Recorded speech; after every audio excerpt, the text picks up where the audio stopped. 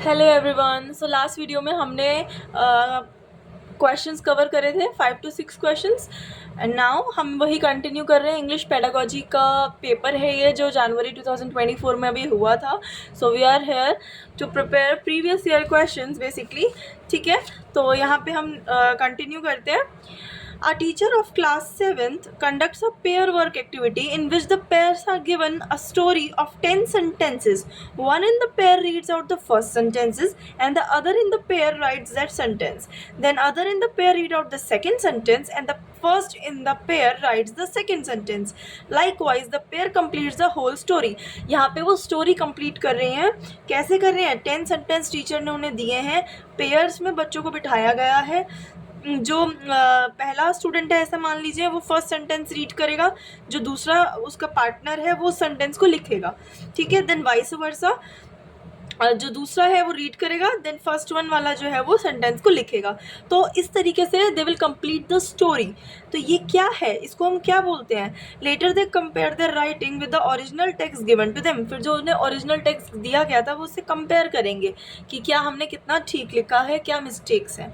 तो this is mutual dictation. क्या बोलते हैं इसे? म्यूचुअल डिक्टेशन है, क्योंकि उन दोनों ने वो मिल के डिक्टेट करके स्टोरी कंप्लीट की है। आई होप ये आपको समझ आ गया होगा। So moving to the next question. The language we use for day-to-day face-to-face interaction is known as। देखो, दो चीज़ें ज़रूर ध्यान रखना, बहुत इंपॉर्टेंट है। BICS basic interpersonal communication skills, ये क्या होती हैं? ये वो स्किल्स होती हैं जो हम डेली लाइफ में हम यूज़ करते हैं, एक दूसरे से बात करते हैं, वो होती है बेसिक इंटरपर्सनल कम्युनिकेशन स्किल। तो यहाँ पे वही बात की जा रही है कि डे टू डे। और CALP cognitive academic language proficiency क्या है? जब हम किसी चीज़ को लेकर टेक्निकली बात करते हैं, कोई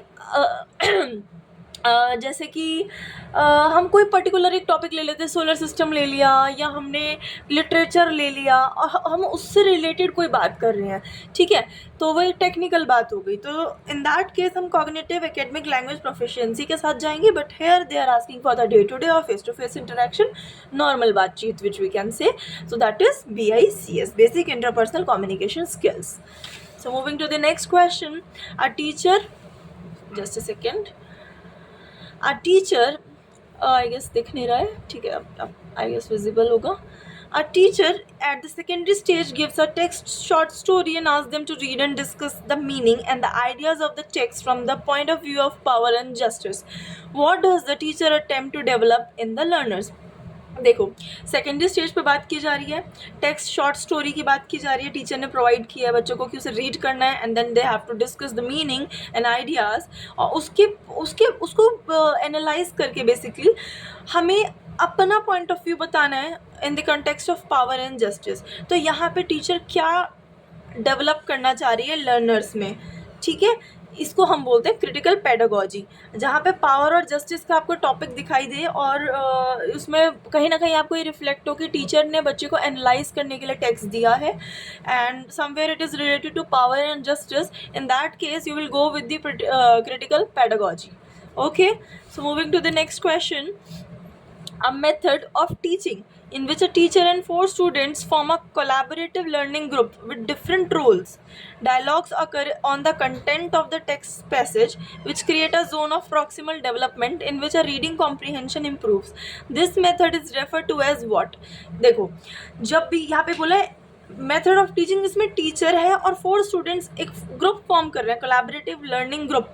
इसमें क्या होता है बेसिकली, जैसे आपने देखा होगा, आपने भी कभी ना कभी स्कूल में इसे किया होगा, लाइक आप 4 बच्चे बैठे हो, ठीक है, आप चारों में से 1 बाय 1 एक एक टीचर का रोल प्ले करेगा। जैसे मैंने समझाया, ठीक है, आई एम ABCD, यहाँ पे मेरे 3 फ्रेंड्स हैं, तो मैंने समझाया कोई टॉपिक, देन नेक्स्ट मेरे फ्रेंड की चांस है, उसके बाद किसी और की चांस है, वो समझाएगा। तो they are basically playing the role of teacher within a group. ठीक है, तो यहाँ पे हम इसे बोलते हैं रेसिप्रोकल टीचिंग। इसमें यही होता है कि एक तरीके से एक दूसरे की हेल्प करते हुए, टीचर का रोल प्ले करते हुए उस ग्रुप में हम समझा रहे हैं। This is reciprocal teaching.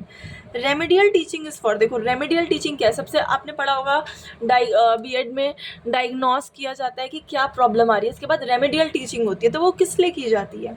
Remedial teaching is for learners and teachers to understand and modify, improve their teaching learning strategies. यहाँ पे टीचर भी ऑब्जर्व करती है कि किसी टॉपिक को और बेहतर तरीके से कैसे पढ़ाया जा सकता है, बच्चों को क्या प्रॉब्लम आ रही है हमने डायग्नोस कर लिया। अब यहाँ पे टीचर अपने तरीके को, अपनी स्ट्रैटेजी को इम्प्रूव करेगी, मॉडिफाई करेगी, अपनी लर्निंग स्ट्रैटेजीज़ में वो इम्प्रूवमेंट लाएगी। तो ये लर्नर और टीचर दोनों के लिए होता है, बिकॉज दैट्स ऑब्वियस कि टीचर का भी इम्प्रूवमेंट हो रहा है, वो भी देख रही हैं कि एक टॉपिक को और बेहतर तरीके से कैसे एक्सप्लेन किया जा सकता है। And on the other hand learners के लिए तो बेनिफिट है ही, क्योंकि वो और बेहतर तरीके से उस टॉपिक को समझ पाएंगे, ठीक है। और जिसको प्रॉब्लम आ रही होगी उसकी प्रॉब्लम सॉल्व हो जाएगी, टीचर्स नए नए वेज फाइंड करेंगे सेम टॉपिक को एक्सप्लेन करने के, तो उससे क्लैरिटी आएगी, क्रिएटिविटी बढ़ेगी, ठीक है। सो नाउ होप यू ये क्लियर हो गया होगा। So moving to the next question we have what is interlingual identification. देखो, एज वी ऑल नो कि लैंग्वेज 1 लैंग्वेज 2 जैसे हम करते हैं, language 1 is basically our natives language, right, और लैंग्वेज 2 उसके बाद हम सीखते हैं, एक्वायर हम करते हैं लैंग्वेज 1 नेटिव लैंग्वेज जो हमारी मदर टंग होती है। ऑटोमेटिकली लैंग्वेज एक्विजिशन डिवाइस होता है, ऐसा हमें पता है ना, तो उससे हम एक्वायर करते हैं our first language. But if you talk about the second one, वो हम लर्न करते हैं, right.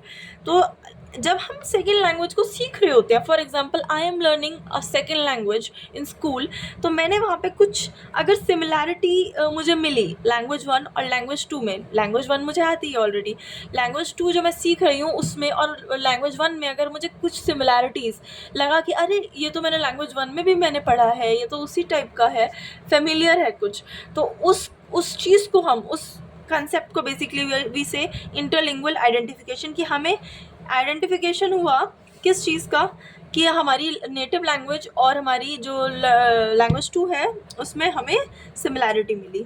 Learners judgement that something in the native language and something in the target language are similar, कि यहाँ पे कुछ न कुछ नेटिव लैंग्वेज से मिलता जुलता है। So moving to the next question,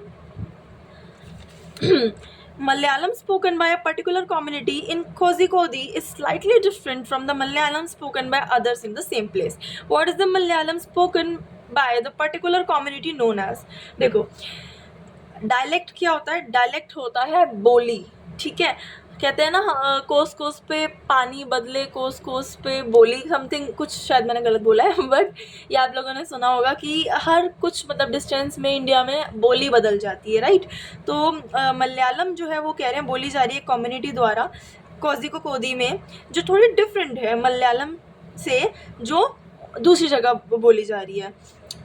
एक जस्ट अ सेकेंड, नहीं, एक community, I am really sorry, एक कम्युनिटी है जिसका जो मलयालम बोलने का तरीका है, जो वे है, वो थोड़ा सा डिफरेंट है मलयालम से जो सेम प्लेस पे बाकी लोग बोल रहे हैं, क्योंकि थोड़े थोड़े डिस्टेंस पे हमारे यहाँ पे बोली बदल जाती है, तो इसको हम बोलते हैं social dialect of Malayalam. They are asking what is the Malayalam spoken by the particular community known as.